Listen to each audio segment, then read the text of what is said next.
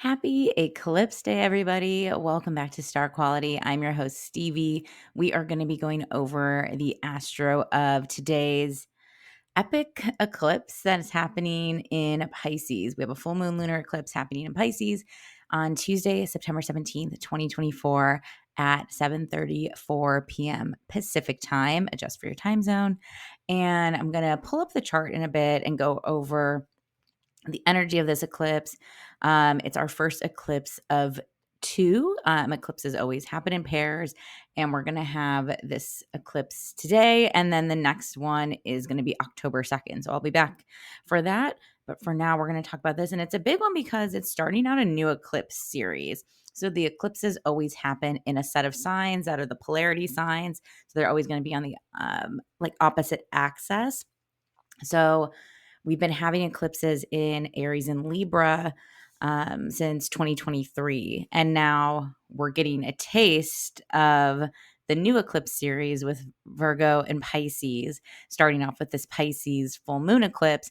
And then we're going to start to ease. I don't know if it's ease. Eclipses don't usually come with ease, but we're going to basically ease into a new eclipse series. So we're going to wrap up the Aries Libra story in the spring of next year and then pass the baton to the Virgo Pisces axis. And that's where we'll be having the eclipses next year. So this is sort of like a preview of the eclipses to come.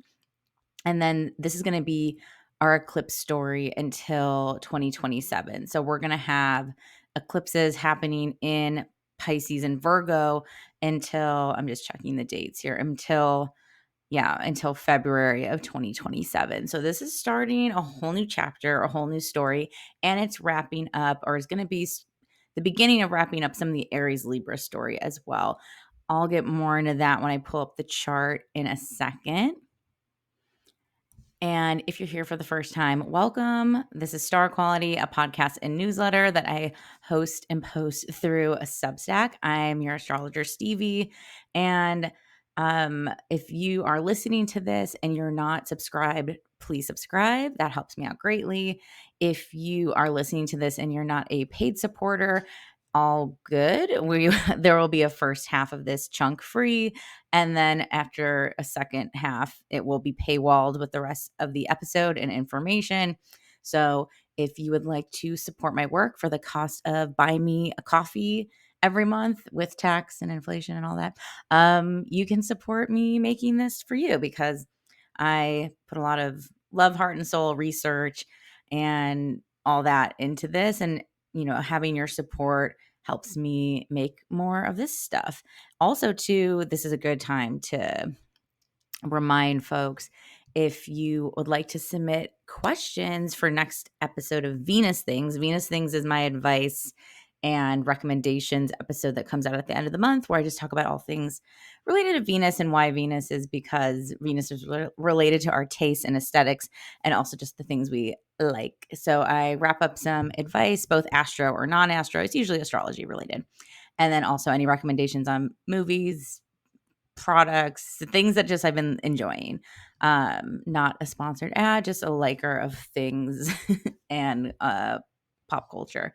So if you are a paid supporter, you get the access to submit questions to that. So I'll be putting out a post soon to collect questions for the end of the month's episode. So we had some really good questions in the last Venus Things episode. They were all I had two questions and both were really juicy in like sex and romance. So thank you for that. And if you and they can be about anything. So if you have a question, submit that and I'd love to answer that for you. And that is for paid supporters.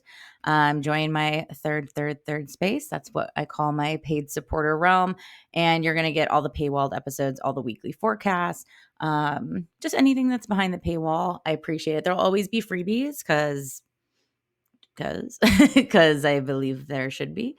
But your paid support helps tremendously. And yeah, I appreciate you. And if you relate to anything that you hear today in the comments is also for paid supporters, but please shout out, this is a conversation. While part of this podcasting is just me, one person with a microphone feeling like a lecture, this is a conversation. So I would love to hear what you feel about this eclipse, if there's anything you notice in the chart that you think might be a theme. Like, astrology is definitely a social science and we're studying together. So, yeah, let's talk. Okay. Let me just get into like eclipse stuff because you're probably, if you like astrology, you're probably following astrology accounts online and you're probably seeing a lot of fear based things around eclipses and this idea that you shouldn't work with eclipses, right? Like that there are times of unstable energy, which is not untrue. And the big thing you're going to see over and over again is don't manifest, don't do anything with it. Don't. I mean, I don't, and I'll get into why in a second.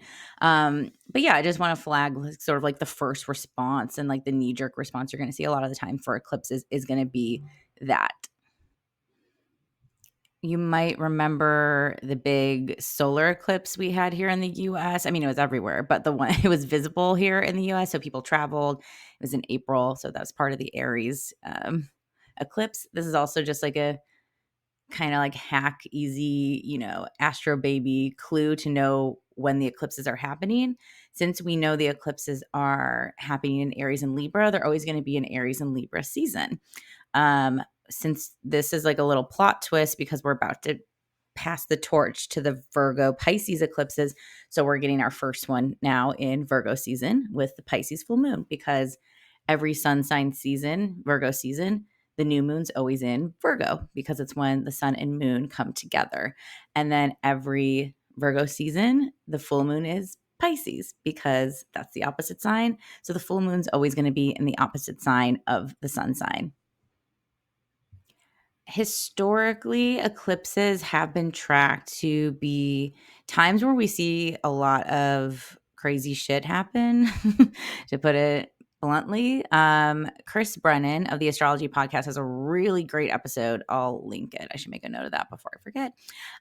He has a really great episode about studying like the um, eclipses and like major moments in history. And also, I thought what was really interesting from that episode was that how many important big societal figures are often born during eclipse times. And eclipses are also related to um, society and the government and also royalty. So his like uncovering sort of saw that a lot of members of the British royal family, for example, were born plus or minus a 2-week eclipse window. So that's the other thing.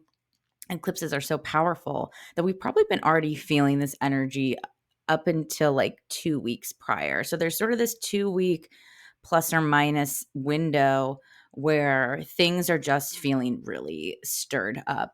Mars also moved into Cancer in the beginning of the month. And I feel like that's just also been cranking up the emotional energy, especially since it's related to this Pisces full moon.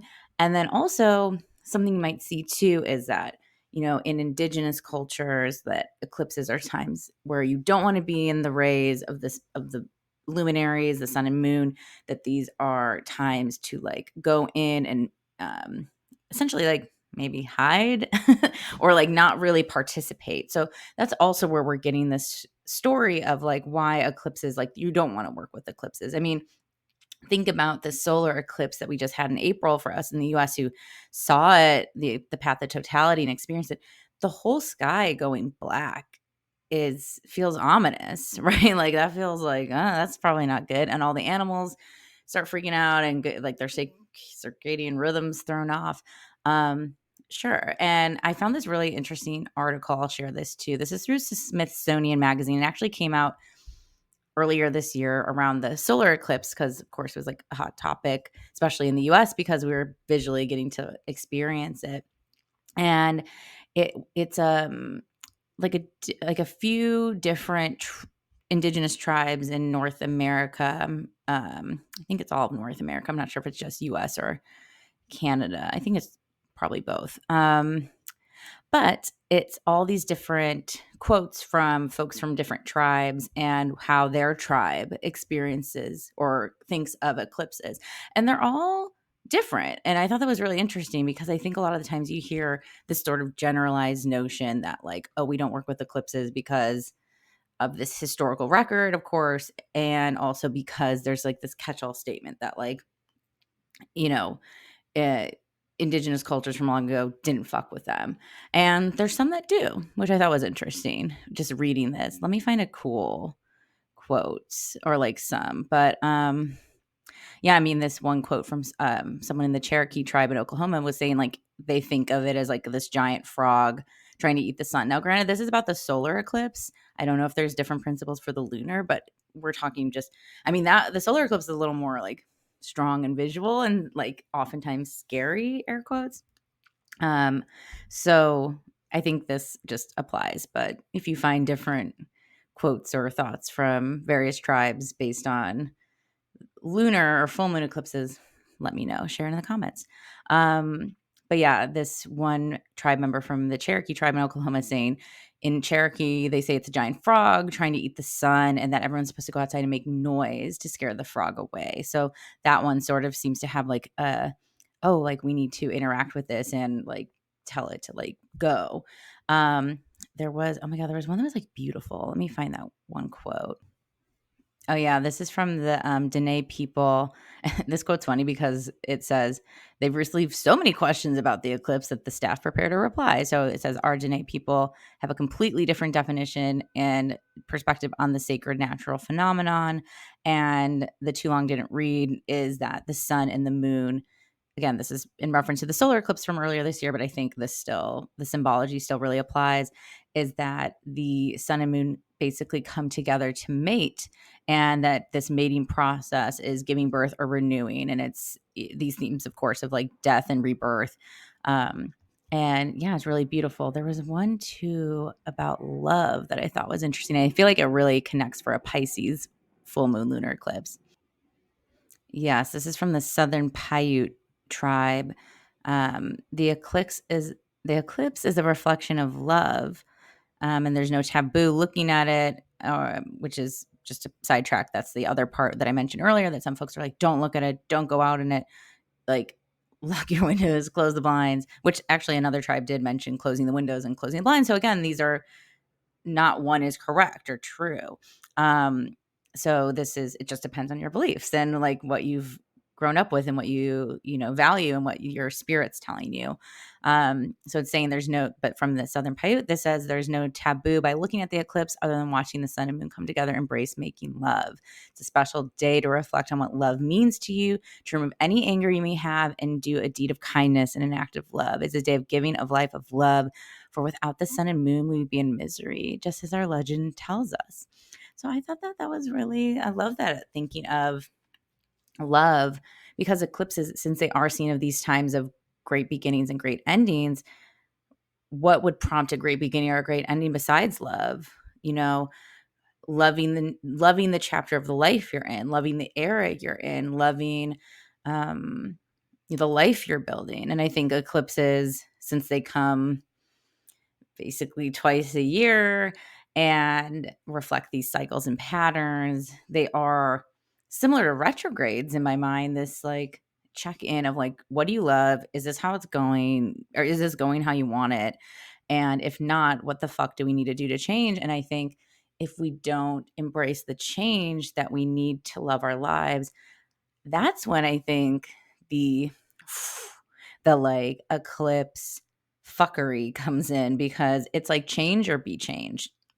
And the theme that I've been feeling really strongly with this Pisces full moon is waves of change because we always hear about the winds of change, but this is like waves of change because this is going to be this can be gentle or this can be like rock and hurricane level, you know, um, push from these Pisces waters to really get connected back into what we.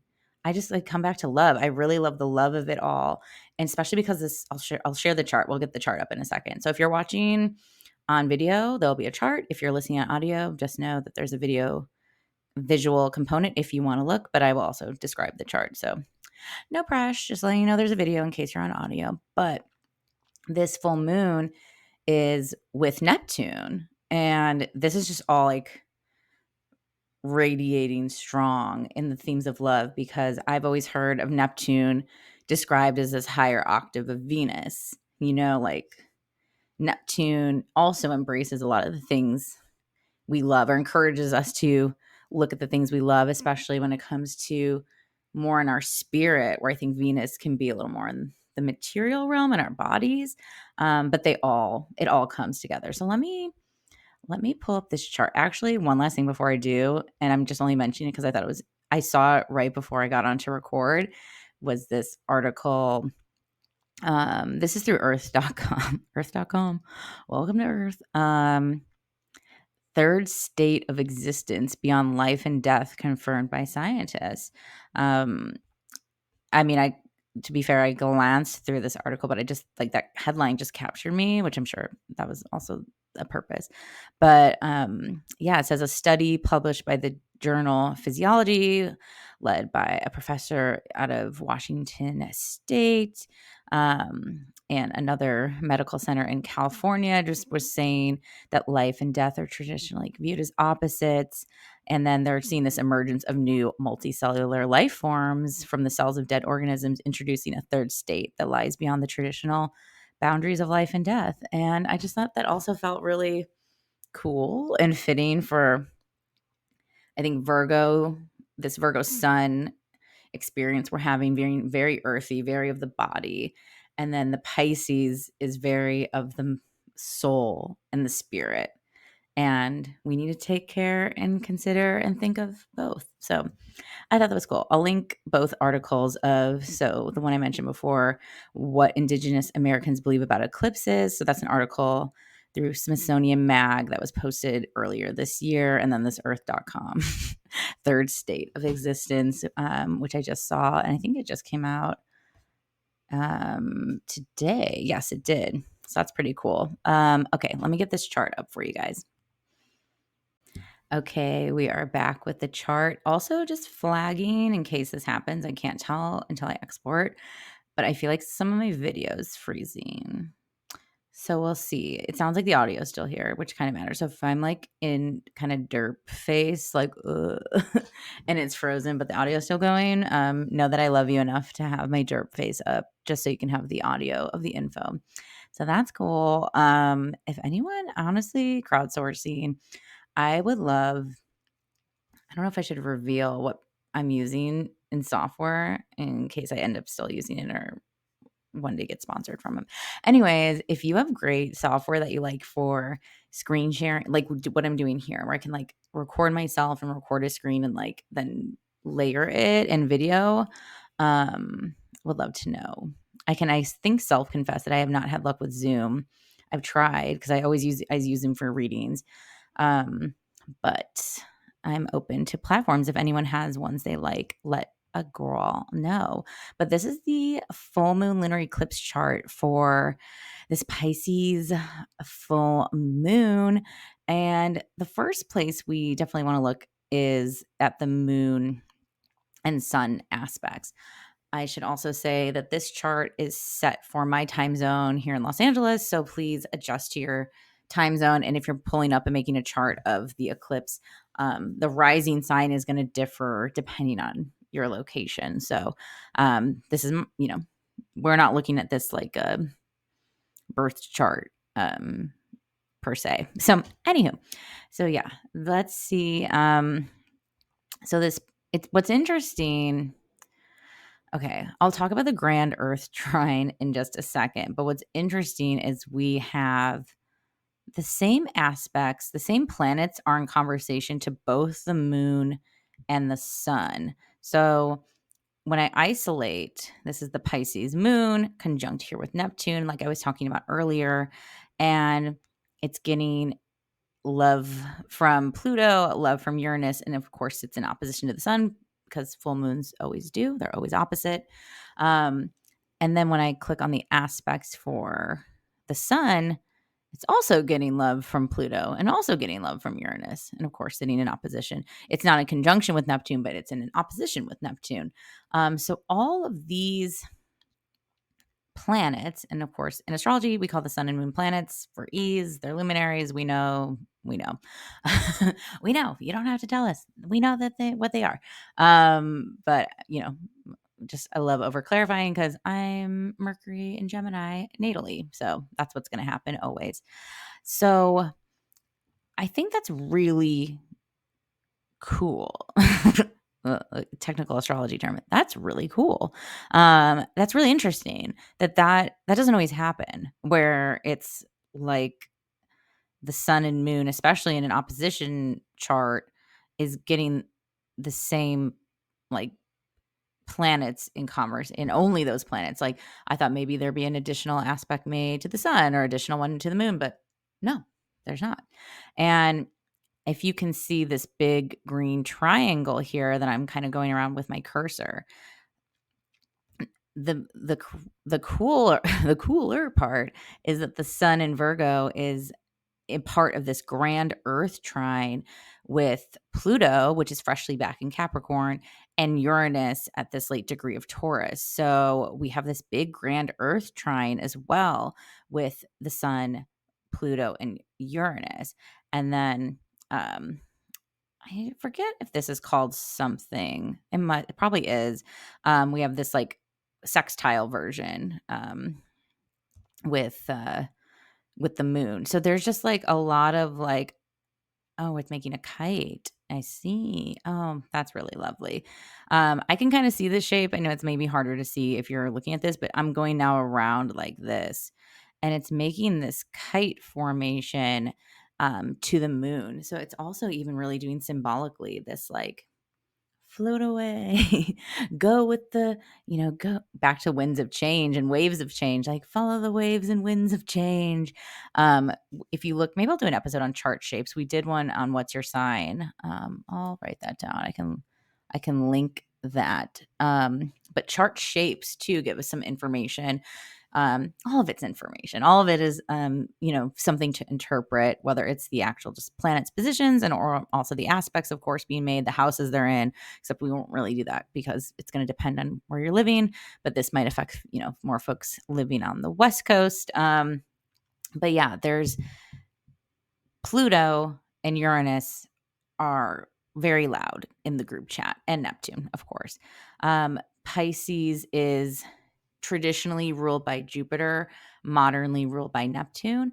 And when we have this Moon Neptune conjunction, it's such a beautiful permission and push to really corny, it's going to be corny, welcome to astrology is corny sometimes, is to dream big, right? Is that our dreams are actually really possible, but also that our dreams might need some changes. Like our dreams might need an alteration, or if we're about to start a new dream, which I feel is really indicated with this new eclipse cycle, we might have a totally different vision of how we want to take our life. Maybe we've accomplished our dreams recently. Maybe we got to the peak of what we thought we wanted to do. And now we're looking for some change from Uranus, and also that the Pluto encourages like that there's like a finality that's there. Like, yeah, like let's wrap it up, let's move forward, and let's go on to something a little bigger, a little more that might require more from you. And also that is going to just, I think of Pluto a lot with like legacy. That is, this next chapter is only adding to your legacy. I think too, to echo what I mentioned earlier about love or the themes of love that we can functioning from love during eclipse times, Neptune, this is just like, it's so, I think the earth trine of it all is also really feeling connected in your body, your bank account, your home, like the things that you can actually see, feel, and experience. And then, of course, the watery elements of Pisces with the moon and Neptune is also getting back into the emotional body feeling just as good as the physical body, and honoring both of those parts of you. And look where this is happening in your chart. That's going to give tons of information. For me, this is happening in my ninth house on my fucking north node. And it's the first tease I'm going to be in a nodal return next year.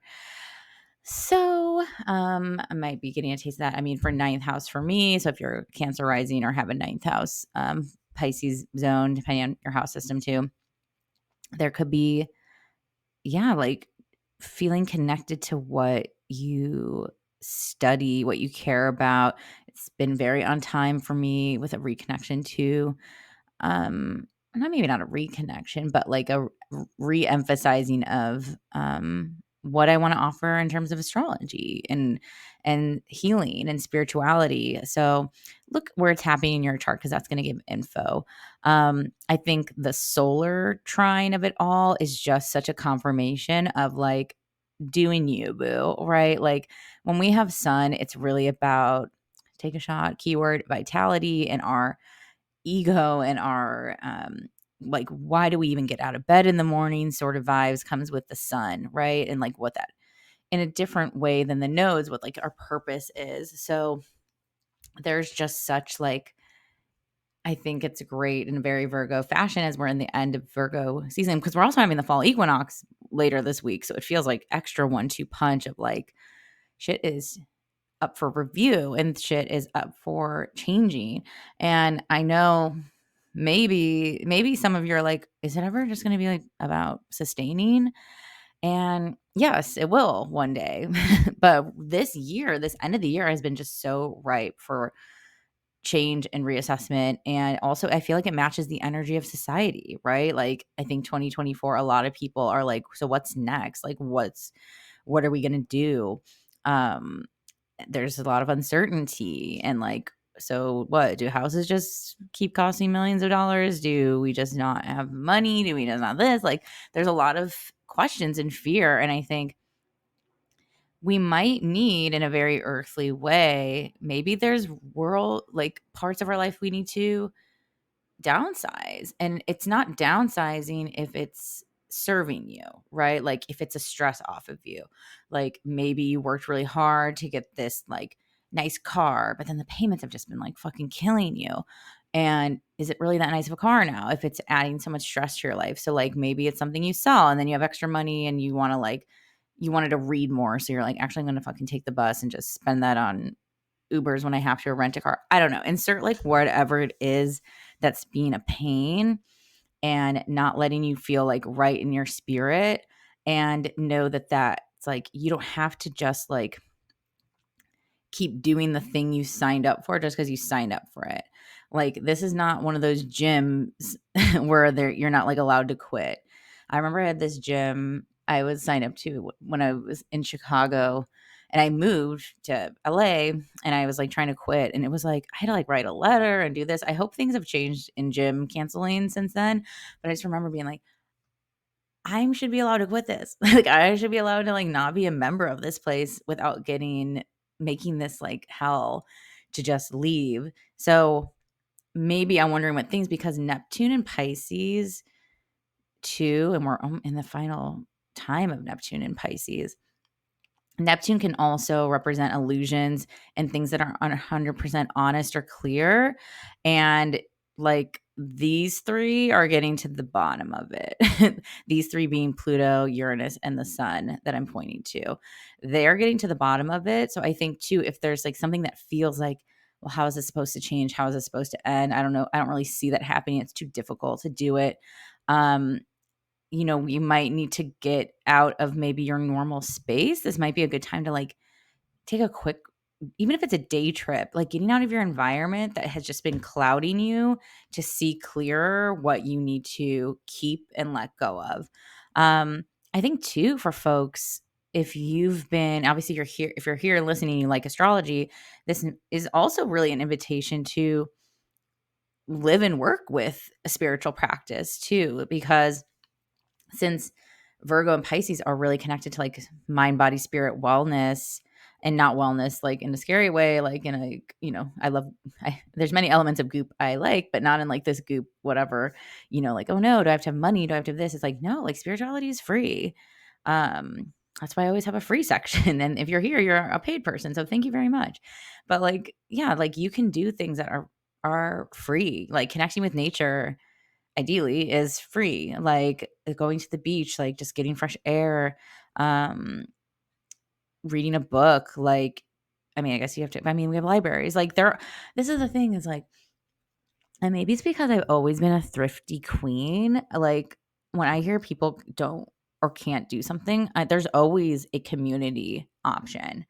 Um, oh, I really want to go to the gym, but I can't. Like, there's a YMCA. Like, there's cheaper things. Like, there's maybe your friend has an apartment that has a gym, and like you work out a system where you have like, hey, can I use your gym? And like we'll have like dinner on these nights. I don't know. Like, I think we can really get smart with our resources back into a Virgo way. Um, and like we all have everything we need. And so I think this is also really actually, I love this a lot too. Maybe this is changing our spending habits with Uranus and Pluto as well. Like I saw I'll find this TikTok if I can. Is it like, will I ever not reference TikTok? I mean, it's such a great search engine, but there's like a TikTok about shopping and like anytime you feel that urge to buy something, putting the item like in a spreadsheet, like a Google spreadsheet or whatever, putting the item, the cost and link, and then at the end of the month going back and looking at the total cost and like, okay, cool. I would have spent $700 on random shit this month. So I'm going to put half of that into a savings and the other half into maybe buying something I want, one or two things from this list that I really wanted. Now, of course, some like I'm not including like needs here, right? Like sanitary products and like toilet paper, like the fact that I even have to say that is just how lost the plot we've gotten in a lot of places. But a lot of people view those as luxuries now, and it's like, no, those are like, I need toilet paper to wipe my ass. I love a bidet actually.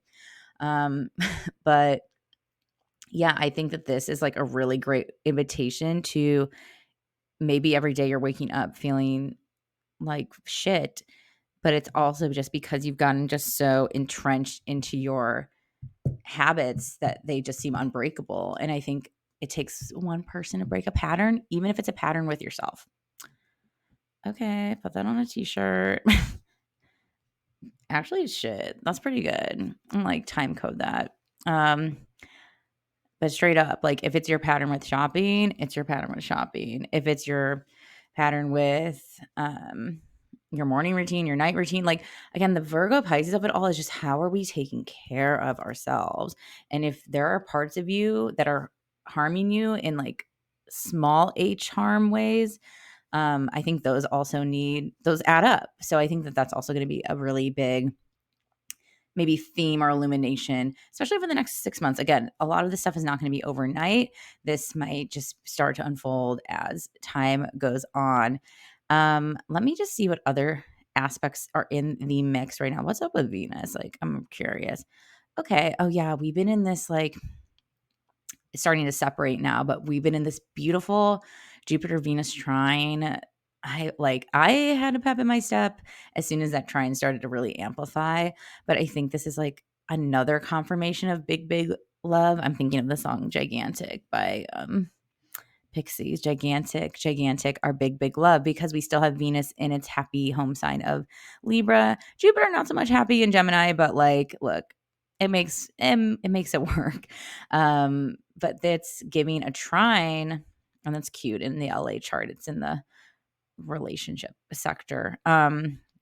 It's giving this beautiful trine too of like just a nice reminder of if you're feeling like, do you deserve whatever it is, this success, money, love, friendship, community, like, yes.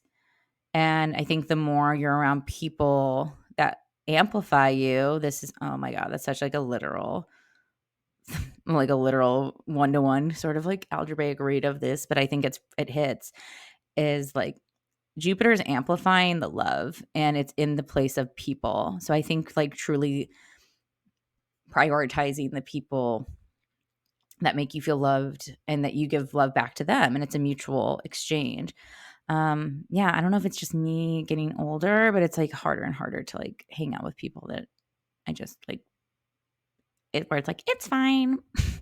And I know love can grow. I'm like a huge advocate of a slow burn in relationships. I think in friendships, like I don't know, I have like a lot of people I like just connect with instantly. So sometimes you just gotta let it go. Especially, I mean, there's the Pluto is giving some impact to Venus here too, that I think is like a reminder to like not act against your best Venus interests. Because it just might feel like a slow death with Pluto. And then same here, like that might take there might be some things that are more about us in this story.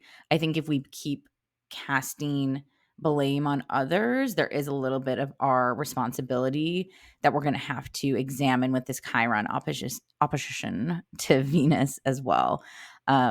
So, we all are part of our relationship stories, whether that's in friendship or love or whatever. We're finally out of that conjunction with the South Node in Venus. So, um, I think I'm curious for you guys if like if there's those Venus things have fallen away already, but also the sun's about to move into Libra. So that might be we might have a check-in of the things that we didn't finish up in early September in terms of maybe some Venus calibration, since we're going to have the sun in a Venus sign really soon with the equinox. Let's see. Okay. Let's see what else is going on. Okay, Mars is squaring the nodes. And I think whenever I see that, that's a great reminder of like not really giving a fuck. This feels like more like what your family thinks. Mars in Cancer can often be related to family or very familial, maybe people really close to you, kind of like tension.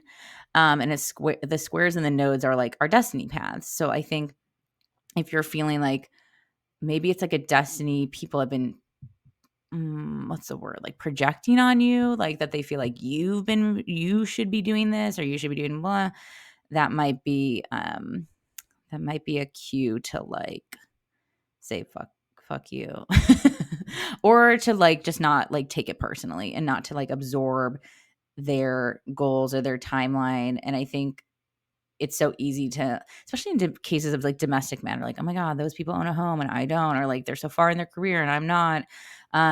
It's like, that's them. And also, if you want what they have, they probably will help you. Back to this Jupiter Venus thing, I'm here clicking on that chart.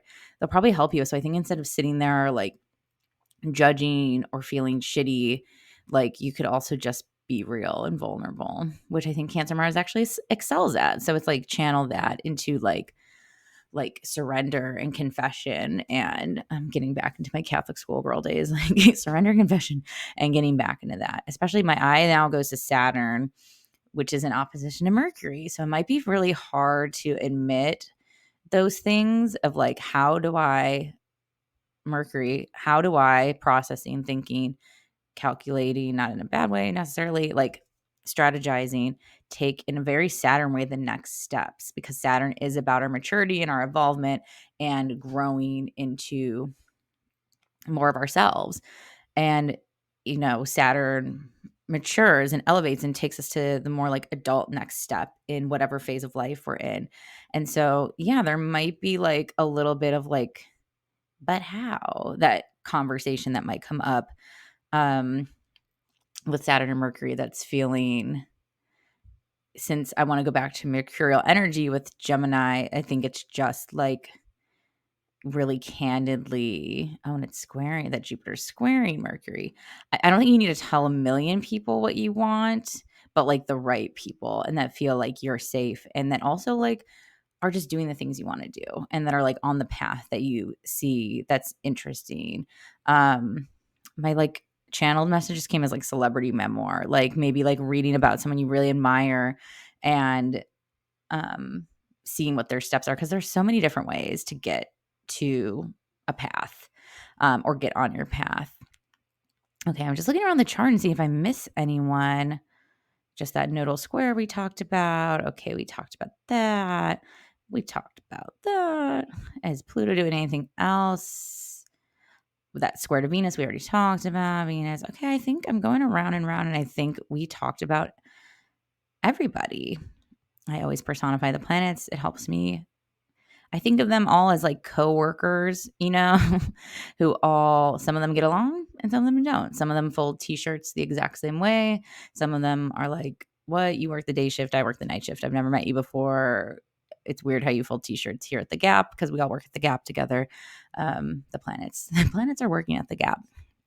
But yeah, I think zooming out and looking at this chart, like the grand earth trine and this kite is so strong.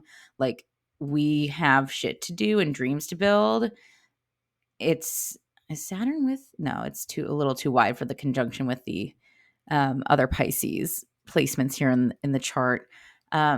We have dreams to build, and I think too the kite symbol. I'm going to look up kite symbolism in just a second too, but that will be like our outro. Um, Uranus is our sign of invention. Pluto is that legacy. The sun is giving us the juice. So I think we might need to invent something new in order for us to fly high, to go on our path, to go with the flow, to find our flow, to get into the state we need in order to live our dreams. Very cute. I'm loving this.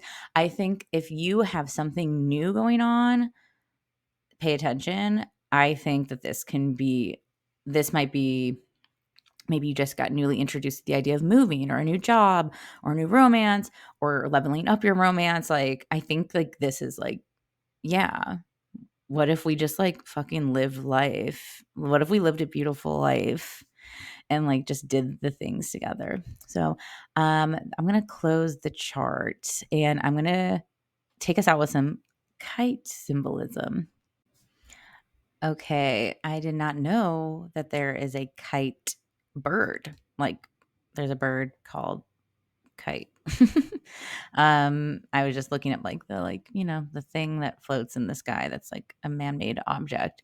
But it says here, this is from worldbirds.com, that kites, the bird, it's a spiritual message that one needs to receive in order to grow. And is that not just so Piscean and fitting?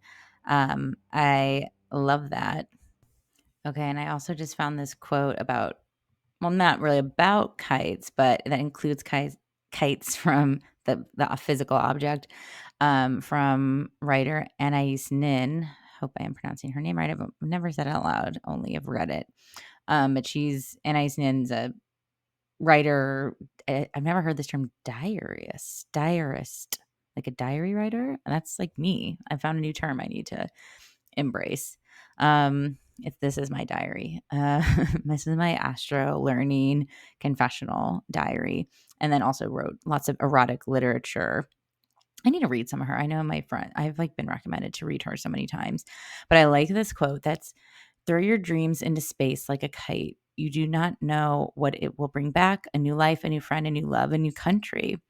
So I think that's also like a beautiful symbol. And I think beyond looking up the symbolism, like kites, right, are these very whimsical, you can build them to be whatever, right? You can see a kite of a butterfly, of a dragonfly, of like a building. Like you can really make a kite into anything. And you're just catching the wind, back to winds of change and waves of change. So I think that is just it's like a very take flight. Oh, and I also got the official term for that smaller sextile trine. I couldn't remember what it was for the moon with Pluto and Uranus. And this is from astrologyking.com, a minor grand trine. Makes sense. So we have the grand trine with the minor grand trine, which makes a kite. And yeah, let me see if there's let me just refresh on kite, in terms of like a chart shape, just because I'm curious. Yeah, I'm just sort of synthesizing a lot of like these keywords I'm seeing, but like there's a flexibility, there's an inventiveness, there is also a successful realization of whatever it is you're working on. So I think this is really great to take the signs from the universe to get building to back into that kind of Uranus, Pluto, solar energy we talked about with this kite configuration. And that, yeah, part of this is going to be part of dreams and spirit coming together, but also that you're doing the work to see your results. So I hope this helps. Maybe I'll put this all out for free. I'm feeling really generous this eclipse week, but why the fuck not? So if you're here and this is a randomly free episode, this is what you would get behind the paywall. If this stays paywalled, Tight. Thank you for supporting.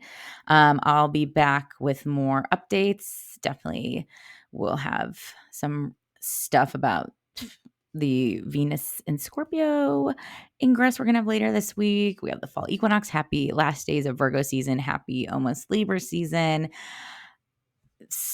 Stay strong in this eclipse time. Let me know how it goes for you. Let me know if there's anything in this eclipse chart I shared that is that speaks to you. If you've noticed anything, would love to hear from you. You're all astrologers. We're all doing this together. And thank you for supporting and listening to me, Stevie, here on Star Quality. I'll see you next time. Bye.